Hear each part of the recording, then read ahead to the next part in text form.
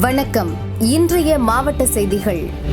Chennai OMR சாலை கண்ணகி நகரில் கடந்த 4 நாட்களுக்கு முன்பு மின்சாரம் தாக்கி இறந்த வரலட்சுமி குடும்பத்தினரை நடிகை அம்பிகா சந்தித்து ஆறுதல் கூறினார். எது நடந்தாலும் நம்ம காப்பாத்திடலாம். கீழே விழுந்தாலோ, பாம்பு கடிச்சாலோ, இல்ல ஒரு ஹார்ட் அட்டாக் வந்தாலோ, எது வந்தாலும் கரெக்ட் டைமுக்கு ஹாஸ்பிட்டல் போனா CPR கொடுத்தா காப்பாத்திடலாம். இந்த உலகத்துல உங்களால காப்பாற்றவே முடியாத ஒரு விஷயம் பவர் லைன் ஆக்சிடென்ட் தான். அதனால அது ரொம்ப கேர்ஃபுல்லா இருக்க வேண்டிய ஒரு டிபார்ட்மெண்ட். பார்த்தாச்சுன்னா அங்க இது தொங்கும், இங்க இது தொங்கும், அந்த லைன்ஸ் ஓப்பனா இருக்கும். இந்த குடல் மாலை எல்லாம் வெளியில இருக்கிற மாதிரி லைன்ஸ் எல்லாம் வெளியில கிடக்கும். ஏன் இன்னும் எத்தனை உயிர் போனாதான் இவங்க இது பண்ணுவாங்க? அந்த டிபார்ட்மெண்ட்டுக்கு காசு இல்லையா? அங்க வேலைக்காரங்க இல்லையா? வேலை செய்யறவங்க இல்லையா? ஸ்டாஃப் இருக்காங்கல்ல, அவங்களுக்கு எல்லாம் வேற என்ன வேலை? அது வேற அந்த அந்நியன் படம் பார்த்ததுல இருந்து ஒவ்வொரு டைமும் பெரிய மழை வரும்போது பயமா இருக்கும். எத்தனை பேர் இதாக போறாங்க என்னன்னு தெரியல. எனக்கு ரொம்ப கஷ்டமா இருந்தது எனக்கு அந்த நியூஸ் பார்க்கும்போது. நமக்காக நம்ம என்ன சொல்றது, நம்ம அசிங்கத்தை எடுத்துட்டு போய் நம்ம வீடை கிளீன் பண்றதுக்காக ஒரு பொண்ணு கஷ்டப்பட்டுட்டு இருக்கு. அந்த பொண்ணோட உயிரை எடுத்திருக்கு பாருங்க. அதுவும் நம்மளோட கேர்லெஸ்னஸ் அப்படின்னு தான் நான் சொல்லுவேன். அந்த டிபார்ட்மெண்ட்டினோட என்னதான் அவங்க காரணங்கள் சொன்னாலும் சரி, அவங்களுக்கு கொடுக்க வேண்டியதை கொடுத்து செய்ய வேண்டிய விஷயங்கள் கரெக்ட் டைமுக்கு செஞ்சிருந்தா, எலெக்ஷன் வரும்போது மட்டும் அதை செய்யறேன் இதை செய்யறேன்னு சொல்றாங்கல்ல, இன்னும் எத்தனை உயிர் போனதுக்கு அப்புறம் இவங்க இந்த டிபார்ட்மெண்ட்டை சரி பண்ணுவாங்களாமா? அப்படி கேக்குறீங்களா? சரி, சீக்கிரமா வந்துட்டா போச்சு. வந்துடுறேன்.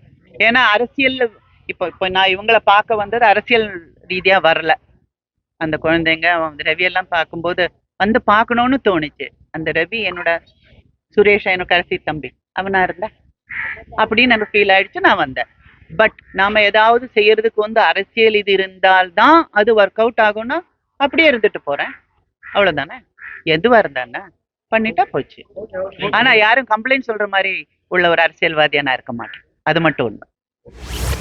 வேலூர் மாவட்டம் வேலூர் கஸ்பா அம்பேத்கர் நகரை சேர்ந்தவர் மதன். இவர் தீவிர விஜய் ரசிகர். மதன் கடந்த 21ஆம் தேதி மதுரையில் நடைபெற்ற தவிக மாநாட்டிற்கு வேலூரில் இருந்து காரில் நண்பர்களுடன் சென்றார். மாநாடு முடிந்து திரும்பி வந்தபோது திருச்சி அருகே அனைவரும் ஹோட்டலில் சாப்பிட சென்றனர்.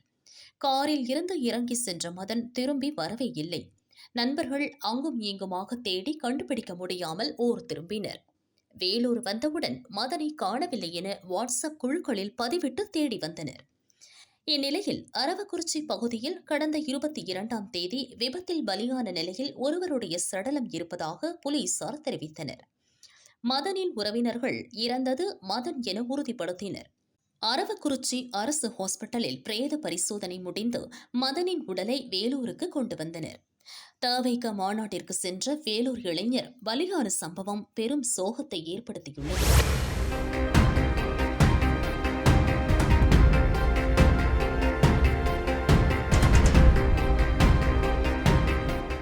சேலம் ஆத்தூர் அப்பம்ம சமுத்திரத்தை சேர்ந்த விவசாயி ராமச்சந்திரன். இவருக்கு சொந்தமான 4 ஏக்கர் பாக்குத்தோப்பு உள்ளது. நேற்று மர்ம நபர்கள் பாக்குத்தோப்பிற்கு அருகில் இருந்த காய்ந்த புல்லில் தீ வைத்தனர். பற்றி எரிந்த தீ வேகமாக பரவியது. இதில் பாக்குத்தோப்பிற்குள் தீ புகுந்ததால் மரங்கள் கொழுந்துவிட்டு எரிந்தன. தீயணைப்பு துறையினர் ஸ்பாட்டிற்கு விரைந்தனர். தோப்பிற்குள் தீயணைப்பு வாகனத்தை எடுத்து செல்ல முடியாததால் தீயை அணைப்பதில் சிரமம் ஏற்பட்டது. துரிதமாக செயல்பட்ட தீயணைப்பு வீரர்கள் பாக்குமர இலைகளை வைத்து அடித்து தீயை அணைத்தனர்.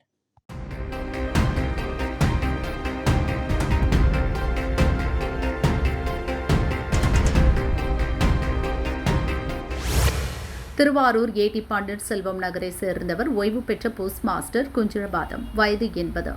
இவருக்கு வாட்ஸ்அப் நம்பரிலிருந்து வீடியோ அழைப்பு வந்தது. அதில் பேசிய நபர், உங்கள் முகவரிக்கு சட்டவிரோதமான கடத்தல் பொருள் பார்சல் வந்துள்ளது.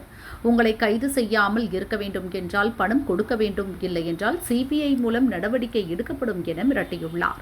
பதட்டமடைந்த குஞ்சிதபாதம் அவர் தெரிவித்த 3 வங்கி கணக்கிற்கு 7 தவணையாக 13,50,000 ரூபாய் பணம் அனுப்பியுள்ளார். இறுதியில்தான் டிஜிட்டல் அரெஸ்ட் முறையில் மோசடி செய்து ஏமாற்றப்பட்டதை அறிந்த குஞ்சிதபாதம் திருவாரூர் சைபர் கிரைம் போலீசில் புகார் கூறினார்.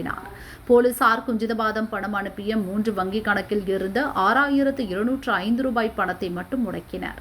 மோசடி பேர் வழிகள் குறித்து விசாரிக்கின்றனர்.